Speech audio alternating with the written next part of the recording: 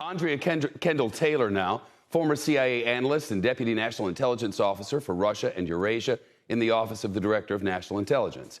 Andrea, thank you. Russia's been planning financially, clearly, for these sanctions for a long time.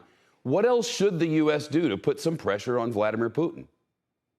So a lot of important points in the last piece. It is true that Russia's economy is more resilient to the sanctions, but we are talking about sanctions that are significantly larger than anything that we have implemented before. So I do think that over time, these sanctions will be extremely costly to the Putin regime. They also have the effect of signaling to the Russian people that Putin is taking the country in the wrong direction. So over time, I think the goal is to really constrict and constrain Russia's capacity to continue this aggression outside of its borders. You know, China's in the mix now, too. Today, the Chinese accused the U.S. of creating panic over Ukraine and dismissed the sanctions put in place. How big a challenge is it for the White House to balance China's relationship with Russia during all this escalation? Yeah, it certainly is going to be a challenge to compete with two adversaries at the same time. We know that Russia and China's relationship has deepened significantly.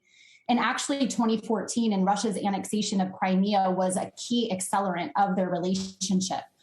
So I think, this, though, is going to really test the limits of Russia-China relations because China, wants to present itself as a peaceful country committed to the rules and the norms, whereas Russia really here is looking to destabilize things. So this is going to test the limits of what China is willing to do with Russia.